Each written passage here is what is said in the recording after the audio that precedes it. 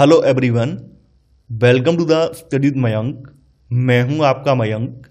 हम लोगों की यहां पर क्लास 9th एनसीईआरटी हिस्ट्री की किताब चल रही है। आज आपका यहां पर अध्याय 5वां है। यहां पर हम लोग आधुनिक विश्व में चरवाहे अध्याय को देखेंगे। तो चलिए स्टार्ट करते हैं आज का वीडियो। देखते हैं हमें क्या क्या डिस्कस करना है। यहाँ पर आज के अध्याय में हम लोग चरवाहों के बारे में जानेंगे। आप लोगों के मन में सवाल आता होगा कि चरवाहे आए कहाँ से, कैसे लोग चरवाहे बने। तो जैसा कि आप लोग जानते हैं, हमारी पृथ्वी का जो भूभाग है ये एक जैसा नहीं है। यानी हमारी पृथ्वी का जो भूभाग है ये असमतल है। आपको कहीं कहीं पर भूभाग पर समतल मैदान देखने को मिलते हैं, कहीं पर मरुस्थल हैं, कहीं पर पठार हैं, कहीं पर पहाड़ हैं, पहाड़ियाँ हैं, या फिर ऊबड़ खाबड़ भूखंड मौजूद हैं। तो इन सब भौगोलिक विषमताओं की वजह से हर जगह पर खेती कर पाना संभव नहीं है। खेती उन्हीं इलाकों में की जा सकती है जहाँ पर उसके अनुकूल परिस्थितियाँ हों। तो ऐसे बहुत से इलाके जहाँ पर खेती करना संभव नहीं है, वहाँ के लोगों ने अपना जीवन चलाने के लिए पशुओं का सहारा लिया। वहाँ के लोग अपनी जीविका जो है, अपना जीवन जो है पशुओं के सहारे चलाने लगे। तो ऐसे करके चरवाहों का विकास हुआ। भारत में खास करके जो थार डेजर्ट है या फिर जो हमारे हिमालय वाले रीजन है, वहाँ पर चरवाहे देखने को मिलते हैं, क्योंकि इन लोगों के पास ऐसी अनुकूल परिस्थितियां नहीं थी जिनमें ये लोग खेतीबाड़ी कर पाते। तो इन लोगों ने पशुओं के झुंडों के सहारे अपना जीवन चलाया। चूंकि ये लोग घुमंतू प्रवृत्ति के होते हैं, इनके पास जो पशुओं का झुंड होता है उसे लेकर ये लोग एक स्थान से दूसरे स्थान पर ऋतु प्रवास करते हैं। इसके पीछे रीजन ये होता है क्योंकि हर साल एक ही जगह पर घास या फिर वनस्पति उपलब्ध नहीं होती है। ऋतुओं के अकॉर्डिंग घास और वनस्पति की उपलब्धता जो होती है कम ज़्यादा होती रहती है। इसलिए इन लोगों को एक स्थान से दूसरे स्थान पर प्रवास करना पड़ता है। घुमंतू ऐसे लोग होते हैं जो किसी एक जगह पर टिककर नहीं रहते हैं, बल्कि रोजी रोटी के जुगाड़ में ये लोग यहाँ से वहाँ घूमते रहते हैं। घुमंतू चरवाहों की किसी टोली के पास भेड़ बकरियों का रेवड़ या झुंड होता है। देखिए, झुंड को रेवड़ भी कहा जाता है। तो किसी के पास ऊंट या फिर अन्य मवेशी रहते हैं। घुमंतू चरवाहे और उनकी आवाजाही। यहाँ पर भारत के संदर्भ में भारत में जो जो घुमंतू समुदाय हैं उनके बारे में बात की गई है। तो सबसे पहले गुज्जर बकरवाल समुदाय। जम्मू कश्मीर का जो गुज्जर बकरवाल समुदाय है ये घुमंतू चरवाहा समुदाय है। ये समुदाय जो है ये ऋतु प्रवास के लिए फेमस है। यानी ये ऋतुओं के अकॉर्डिंग अपना आवास बदलते रहते हैं, इसलिए इसको ऋतु प्रवास कहा जाता है। ये लोग जो हैं भेड़ बकरियों के बड़े बड़े रेवड़ रखते हैं। ये लोग यहाँ के बासिंदे नहीं हैं। देखिए, यहाँ के रहने वाले नहीं हैं। इस समुदाय के अधिकतर लोग जो हैं ये चरागाहों की तलाश में 19वीं सदी में यहाँ पर आकर रहने लगे थे और तब से यहाँ पर रहते आए हैं और यहीं पर अब ये लोग बस गए हैं। ये लोग क्या करते हैं, ये लोग ऋतु प्रवास करते हैं। देखिए, जिस समय सर्दियाँ स्टार्ट होती हैं तो सर्दियाँ स्टार्ट होने पर क्या होता है, जो पहाड़ों का ऊपर वाला जो हिस्सा होता है यहाँ पे बर्फ़ जम जाती है। बर्फ़ के जमने की वजह से जो वनस्पतियाँ होती हैं वो बर्फ़ के नीचे दब जाती हैं। ऐसे में ये लोग क्या करते हैं, सर्दियाँ जैसी स्टार्ट होने वाली होती हैं तो वैसे ही पहाड़ों के निचले हिस्से में आ जाते हैं, यानी घाटियों में आ जाते हैं जहाँ पर घास या फिर वनस्पति उपलब्ध होती है। जैसे ही सर्दियाँ खत्म होती हैं फिर से ये लोग क्या करते हैं, पहाड़ों के ऊपरी हिस्से पर चले जाते हैं, क्योंकि फिर से गर्मियों में क्या होता है, गर्मियों ऊपर पहाड़ों पर घास फिर से निकल आती है, तो वहाँ पर जानवर इनके आराम से सर्वाइव कर जाते हैं। जाड़ों में जब ऊंची पहाड़ियाँ बर्फ से ढक जाती हैं तो वे शिवालिक की निचली पहाड़ियों में पीर पंजाल की दर्रों को पार करते हुए कश्मीर की घाटी में आकर डेरा डाल देते हैं और अप्रैल के अंत तक ये गर्मियों के चरागाहों के लिए उत्तर दिशा में जाने लगते हैं। अगला समुदाय है हिमाचल प्रदेश का गद्दी समुदाय। ये लोग भी घुमंतू चरवाहा समुदाय के लोग हैं और ये लोग भी जाड़ों में शिवालिक की निचली पहाड़ियों और अप्रैल आते आते ये उत्तर की तरफ चले पड़ते हैं और पूरी गर्मियाँ जो है लाहौल और स्पीति में बिता देते हैं। ये जैसी सर्दियाँ स्टार्ट होती हैं ये लोग क्या करते हैं, शिवालिक के निचले रीजन में आ जाते हैं, घाटियों में आ जाते हैं, और जैसी गर्मियाँ स्टार्ट होती हैं फिर से ऊंचाई वाले हिस्से में ये लाहौल स्पीति वाले रीजन में चले जाते हैं। अब है यहाँ पर गढ़वाल और कुमाऊं के गुज्जर चरवाहे। देखिए, ये जो हैं सर्दियों में भाबर के सूखे जंगलों की तरफ और गर्मियों में ऊपरी घास के मैदानों या बुग्याल की तरफ चले जाते हैं। बुग्याल जो है ऊंचे पहाड़ों में स्थित घास के मैदान को कहा जाता है। भाबर के बारे में आप लोग जानते होंगे, शिवालिक से लगी हुई जो वनस्पति की पट्टी है उसको भाबर प्रदेश कहा जाता है। भाबर जो है गढ़वाल और कुमाऊं के इलाके में पहाड़ियों के निचले हिस्से के आसपास पाए जाने वाले सूखे जंगली इलाके हैं। देखिए, ये जो गुज्जर चरवाहे हैं गढ़वाल और कुमाऊं के, ये लोग भी यहाँ के बासिंदे नहीं हैं, ये यहाँ पर आकर बस गए हैं। इनमें से बहुत सारे हरे भरे चरगाहों की तलाश में 19वीं सदी में जम्मू कश्मीर से उत्तर प्रदेश में, आज का जो उत्तराखंड है, वहाँ पर आकर बस गए थे और बाद में यहाँ पर यहीं पर रहने लगे हैं। जैसा कि आप लोग जानते हैं, एक समय उत्तराखंड भी यूपी का ही पार्ट था। सन 2000 में यूपी से उत्तराखंड को अलग करके एक अलग स्टेट बनाया गया था। गुज्जर गडरिये जो हैं ये बुग्याल में मिलने वाले रिंगल, रिंगल जो एक प्रकार का जंगली बांस है, तो ये रिंगल का उपयोग करते हैं। रिंगल और घास से बने जो मंडप हैं इनमें निवास करते हैं। देखिए जैसा कि आप देख पा रहे हैं ये मंडप है, इसको गुज्जर मंडप भी कहा जाता है। और इन्हीं मंडपों का इस्तेमाल जो है कार्यस्थल के रूप में भी करते हैं, यानी इसी में ये लोग अपने जानवरों की ऊन वगैरह उतारते हैं, जानवरों का दूध वगैरह निकालते हैं, दूध से उत्पाद बनाते हैं और यहाँ से फिर शहरों में भेजते हैं। इन समुदायों के अलावा कुछ अन्य समुदाय भी हैं जो कि इसी तरह के घुमंतू चरवाहे हैं। हिमालय के पर्वतों में रहने वाले भोटिया, शेरपा और किन्नौरी समुदाय के लोग भी इसी तरह के चरवाहे थे। ये लोग भी यही सब काम करते हैं और इन लोगों ने भी मौसमी बदलाव के अकॉर्डिंग खुद को ढाल लिया है। अब है यहाँ पर पठारों, मैदानों और रेगिस्तानों में। देखिए घुमंतू चरवाहे भारत में सिर्फ पहाड़ों में नहीं पाए जाते हैं, बल्कि ये लोग पठारों, मैदानों और रेगिस्तानों में पाए जाते हैं। इनकी वहाँ पर भी एक बड़ी संख्या देखने को मिलती है। यहाँ पर महाराष्ट्र का एक समुदाय है, धंगर समुदाय। 20वीं सदी की स्टार्टिंग में इस चरवाहा समुदाय की आबादी लगभग 4,67,000 थी। इनमें से ज़्यादातर गडरिये या फिर चरवाहे थे। हालांकि कुछ लोग कंबल और चादरें भी बनाते थे, जबकि कुछ भैंसें पालते थे। धंगर जो गडरिये हैं ये बरसात के दिनों में महाराष्ट्र का जो अर्धशुष्क मध्य पठारी भाग है उसमें रहते थे, क्योंकि यहाँ पर बरसात के दिनों में जो महाराष्ट्र का अर्धशुष्क पठारी भाग था यहाँ पर हरियाली होती थी। हरियाली होने की वजह से यहाँ पर इनके जो जानवर थे इनके लिए पर्याप्त मात्रा में वनस्पति उपलब्ध होती थी। तो ये लोग क्या करते थे, यहाँ पर जानवरों को पालते थे और बाजरे जैसी सूखी फसलों के अलावा यहाँ कुछ भी नहीं उगता था, यानी यहाँ पर ये लोग बाजरे वगैरह की फसलें उगाते थे। मानसून में यह पट्टी जो है धंगरों के जानवरों के लिए एक विशाल चरागाह बन जाती थी, लेकिन जैसे ही मानसून समाप्त होता था तो उसके बाद ये लोग यहाँ से पलायन करने लगते थे। अक्टूबर के आसपास धंगर बाजरे की कटाई करते थे और चरागाहों की तलाश में पश्चिम की तरफ पैदल चलने के बाद ये अपने रेवड़ों के साथ कोंकण के इलाके में, इन कोंकण का जो उपजाऊ इलाका है उसके सहारे जाकर डेला डाल देते थे। आप लोग जानते होंगे महाराष्ट्र और गोवा रीजन का जो तट है, तटीय वाला इलाका है, उसको कोंकण तट कहा जाता है। तो कोंकण के आसपास वाला जो रीजन है, चूंकि यहाँ पे बरस भर हरियाली रहती है, तो उस रीजन में ये लोग आ जाते थे। देखिए जिस समय धनगर जो हैं ये कोंकण पहुँचते थे, उसी समय कोंकण के जो किसान थे ये खरीफ की फसल काटकर अपने खेतों को रबी की फसल के लिए दोबारा उपजाऊ बनाते थे। आप लोग जानते हैं खरीफ की जो फसल है जुलाई अगस्त में बोई जाती है और अक्टूबर नवंबर में काट ली जाती है। रबी की जो फसल होती है वो अक्टूबर नवंबर में बोई जाती है और मार्च अप्रैल में काट ली जाती है। तो जिस समय ये लोग वहाँ पे पहुँचते थे तो वहाँ के जो स्थानीय कोंकण के जो किसान होते थे वो उनका स्वागत करते थे। इसके पीछे यहाँ पर एक सहजीवी संबंध है। सहजीवी संबंध ये है, ये लोग अपने साथ जानवरों को भी लेके आते थे। तो जानवर जब वहाँ पर जाते थे तो उनके खेतों में जो फसलों के ठूंठ होते हैं, ठूंठ का मतलब उनकी जो जड़ें होती हैं, उनको खा जाते थे, यानी उनको खा खा के निकाल देते थे। इसके अलावा जानवरों का जो मल होता है, मल से जमीन उपजाऊ हो जाती थी। तो ऐसे करके दोनों को दोहरा लाभ होता था।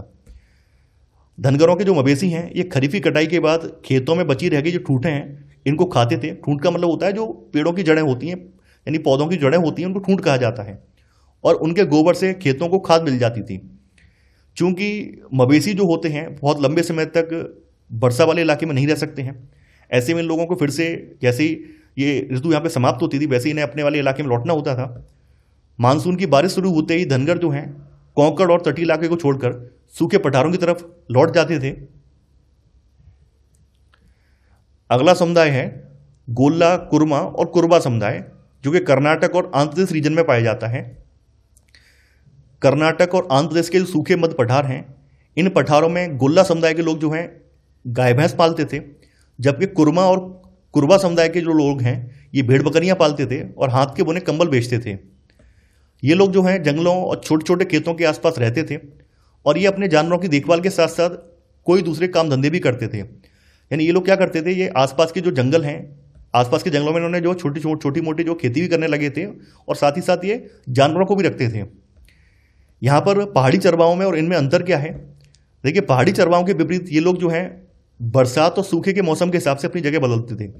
पहाड़ी चरवाहे वाले लोग जो है जाड़ा और गर्मी के अकॉर्डिंग अपनी जगह बदलते थे, जबकि ये लोग क्या करते थे, ये बरसात और सूखे के अकॉर्डिंग अपनी जगह बदलते थे। क्योंकि जो भेड़ वगैरह होती है ये बहुत ज़्यादा जो है बारिश वगैरह को सहन नहीं कर पाती है, बहुत ज़्यादा जो है मानसूनी सीजन को सहन नहीं कर पाती है। इस वजह से ये लोग अपने जानवरों को लेकर प्रवास करते थे। सूखे महीनों में वे तटीय इलाकों की तरफ चले जाते थे, जबकि बरसात शुरू होने पर ये पुनः वापस अपने स्थान पर आ जाते थे।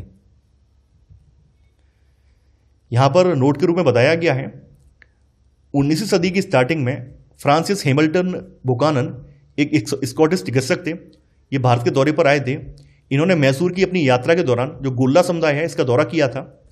बुकानन ने इसका जिक्र जो अपनी पुस्तक a journey from Madras through the countries of Mysore, Canara and Malabar, इसमें जिक्र किया है। अगला समुदाय है बंजारा समुदाय। देखिए, बंजारे जो हैं ये यूपी, पंजाब, एमपी और महाराष्ट्र के कई इलाकों में रहते थे। ये लोग भी चरागाहों की खोज में दूर दूर तक चले जाते थे और रास्ते में अनाज और चारे के बदले गांव वालों को खेत जोतने वाले जानवर और दूसरी चीज़ें बेचते थे। यानी ये लोग क्या करते थे, अपने साथ जो खाद्यान्न वगैरह है वो भी ले जाते थे, साथ ही साथ जानवर ले जाते थे। तो ये जो है खाद्यान्नों का व्यापार भी करते थे, साथ ही साथ जानवरों का व्यापार भी करते थे। अगला समुदाय है राजस्थान का रायका समुदाय। रायका समुदाय के लोग राजस्थान के रेगिस्तानों में रहते थे। क्योंकि आप लोग जानते हैं जो थार डेजर्ट है उसके आसपास खेती बहुत कम मात्रा में है, तो रायका जो है खेती चूंकि यहाँ पे कम मात्रा में, तो खेती के साथ साथ ये लोग चरवाही का भी काम करते थे। बरसात में बाड़मेर, जैसलमेर, जोधपुर और बीकानेर में कि रायका जो है ये अपने गांव में ही रहते थे। पर अक्टूबर आते आते ये लोग नए चरागाहों की तलाश में निकल जाते थे और अगली बरसात में ही वापस लौटते थे। क्योंकि यहाँ पर शुष्क ऋतु काफ़ी ज़्यादा गंभीर होती है। काफ़ी ज़्यादा गंभीर होने की वजह से लोग क्या करते थे, ये इलाका छोड़कर ऐसे स्थानों पर चले जाते थे जहाँ पर हरियाली मौजूद हो। रायकाओं का एक तबका ऊँट पालता था, जबकि कुछ इसमें भेड़ बकरियाँ पालते थे। थार रेगिस्तान के ऊँट पालकों को मारू रायका, यानी कि थार रेगिस्तान में रहने वाले जो ऊँट पालक रायका हैं उनको मारू रायका कहा जाता है और उनकी बस्ती को डंडी कहा जाता है। अगला समुदाय है मालधारी चरवाहे गुजरात के। देखिए, मालधारी चरवाहे जो हैं इनके गांव कच्छ के रण में स्थित हैं। अब है औपनिवेशिक शासन और चरवाहों का जीवन। देखिए, जब भारत में औपनिवेशिक शासन की स्थापना हो गई है उसके बाद ब्रिटिश सरकार ने तरह तरह के कानून बनाए हैं और इन कानूनों के जरिए जो चरागाह भूमि थी अब इसको एग्रीकल्चर लैंड में कन्वर्ट कर दिया गया है, जिससे कि चरागाह सिमट गए हैं। पहले जो चरवाहे आराम से इधर उधर आ जा सकते थे, अब उनके आवाजाही पर भी प्रतिबंध लगा दिए गए हैं, उन पर बंदिशें लगा दी गई हैं। इसके अलावा चरावाहों से अब लगान वसूल किया जाने लगा है और इसकी भी दरें काफ़ी ज़्यादा हैं।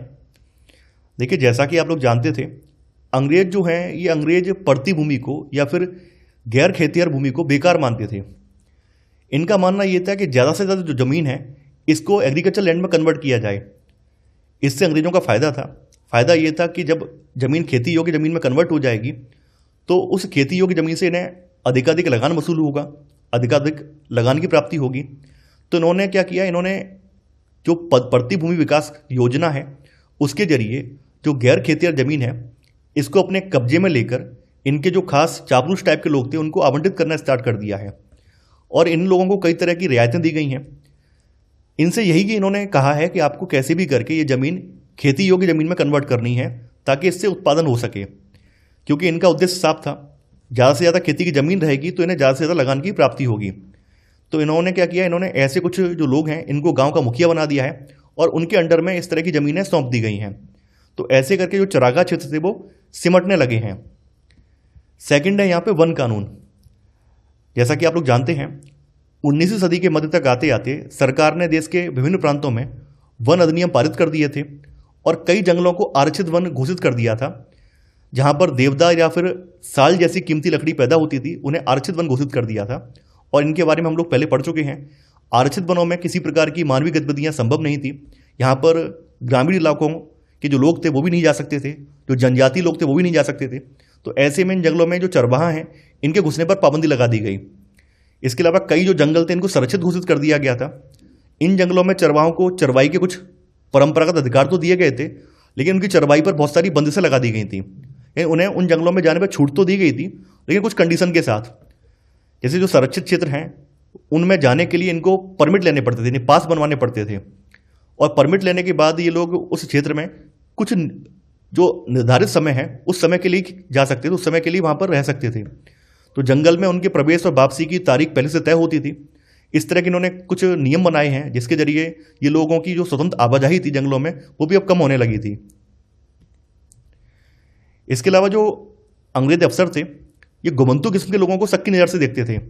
इनका मानना ये था कि ये लोग जो हैं इस तरह से जो आते जाते हैं इनकी स्वतंत्र रूप से आवाजाही की वजह से भविष्य में दिक्कत भी हो सकती है।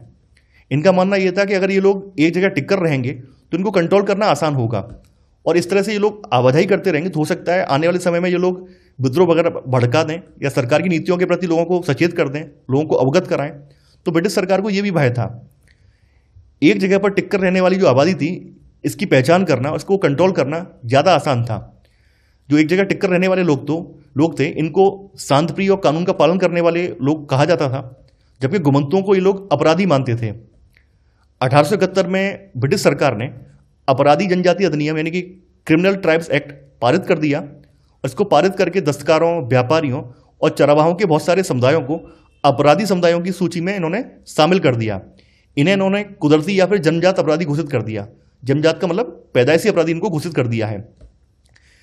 देखिए, जो 1871 का अपराधी जनजाति अधिनियम है, इस कानून के लागू होते ही ऐसे सभी जो समुदाय थे इनको कुछ खास अधिसूचित गांवों या फिर बस्तियों में बस जाने का हुक्म दिया गया। यानी इनसे अब कहा गया है कि आपको किसी निर्धारित स्थान पर अब बसना होगा। इस तरह से आप गोमंतु के रूप में आवाजाही आप नहीं कर सकते हैं। इसके अलावा इन्हें बिना परमिट आवाजाही पर भी रोक लगा दी गई है। अब ये बिना परमिट के एक स्थान से दूसरे स्थान पर यात्रा नहीं कर सकते थे। इस तरह का प्रावधान इसमें किया गया था। अंग्रेजों ने अपनी आमदनी बढ़ाने के लिए हर संभव रास्ता अपनाया है। इन्होंने जमीन, नहरों के पानी, नमक, खरीद फरोख्त की चीज़ों और यहाँ तक कि मवेशियों पर भी टैक्स वसूलने का ऐलान कर दिया है। देश के ज़्यादातर चरवाही इलाकों में 19वीं सदी के मध्य से ही चरवाही टैक्स लागू कर दिया गया था। यानी ऐसे इलाके जहाँ पर चरवाहे अपने जानवरों को चराते थे उनको भी ये लोग टैक्स के दायरे में ले आए हैं। 1850 से लेकर 1880 के दशकों के बीच टैक्स वसूली का काम बाकायदा बोली लगाकर ठेकेदारों को सौंप दिया गया था। जो ठेकेदार टैक्स वसूली के काम में सबसे ऊंची बोली लगाता था उसी को टैक्स वसूलने का काम सौंपा जाता था। तो ठेकेदार जो होते थे वो मनमाने ढंग से टैक्स वसूलते थे। 1880 के दशक तक आते आते सरकार ने अपने कारिंदों के माध्यम से, कारिंदे का मतलब अपने कर्मचारियों के माध्यम से, सीधे चरवाहों से ही कर वसूलना स्टार्ट कर दिया। प्रत्येक चरवाहे को एक पास जारी किया जाता था और किसी भी चरागाह में दाखिल होने से पहले चरवाहे को पास दिखाना पड़ता था और फिर टैक्स अदा करना पड़ता था, तभी वो चरागाह में जा सकता था। अब आगे है कि इन बदलावों ने चरवाहों की ज़िंदगी को कैसे प्रभावित किया। देखिए, जैसा कि आप लोग जानते हैं, अंग्रेजों ने जो चरागाह भूमि थी इसको एग्रीकल्चर लैंड में यानी कि खेती योग्य भूमि में कन्वर्ट कर दिया है। ऐसा करने से जो चरागाह भूमि थी उसकी क्षेत्रफल में कमी आई है। अब जो कुछ भी चरागाह बचे थे उन्हीं बचे कुछ चरागाहों में चरने वाले जानवरों की जो तादाद थी ये बढ़ने लगी थी। इसका नतीजा ये हुआ था कि जो चरागाह थे वो सदा जानवरों से भरे भरे रहने लगे थे, क्योंकि चरागाह क्षेत्र कम है, चरने वाले जानवर ज़्यादा हैं। तो ऐसे में चरागाह क्षेत्र में जानवरों की तादाद ज़्यादा दिखने लगी थी। चूँकि इन्होंने चरवाहों की जो आवाजाही थी इस पर बंदिश लगा दी थी, ऐसे में चरवाहे जो थे अपनी मर्जी से दूसरे स्थान पर नहीं जा सकते थे। तो इनकी मजबूरी थी जो क्षेत्र नियत किए गए थे उन्हीं क्षेत्र में अपने जानवरों को रखना था, वहीं पर इनको चराना था।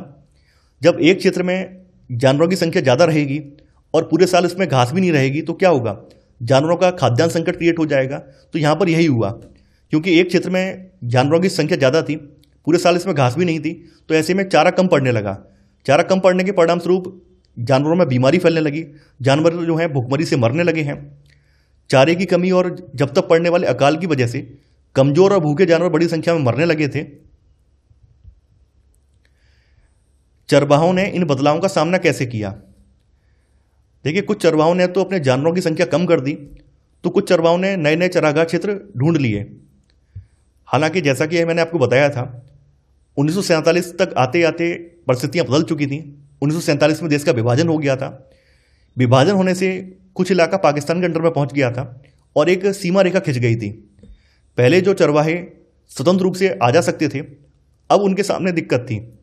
तो 1947 में भारत और पाकिस्तान के बीच खींच दी गई नई सीमा रेखा ने चरवाहों को सिंध प्रदेश में दाखिल होने से रोक दिया। तो ऐसे करके अब सिंध प्रदेश में ये लोग नहीं जा सकते थे। अब ये लोग हरियाणा के खेतों में जाने लगे, जहाँ पे कटाई के बाद खेत खाली पड़े होते थे, वहीं पर ही अपने जानवरों को चराने के लिए मजबूर हो गए। देखिए, इनके बाद यहाँ पर ये देखा गया जैसे जैसे समय बदला है, कुछ जो चरवाहे थे जो कि धनी प्रवृत्ति के थे, जिनके पास धन था, तो कुछ धनी चरवाहे जो थे उन्होंने ज़मीन खरीद ली है और स्थायी रूप से बस गए हैं। इनमें से कुछ लोगों ने नियमित रूप से खेती करना स्टार्ट कर दिया है, जबकि कुछ लोग व्यापार में इन्वॉल्व हो गए हैं। जो गरीब चरवाहे थे उन पर सूदखोरों का जो कर्ज था वो बढ़ता गया है, वो कर्ज के कुचक्र में फंसते चले गए हैं और अंततः मजदूर बनकर रह गए हैं। अब आगे है अफ्रीका में चरवाहा जीवन।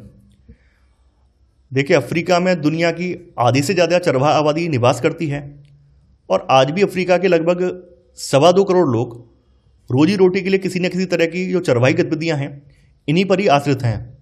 इनमें बेदुइन्स, बर्बेर्स, मासाई, सोमाली, बोरान और तुर्काना जैसे जाने माने समुदाय भी शामिल हैं।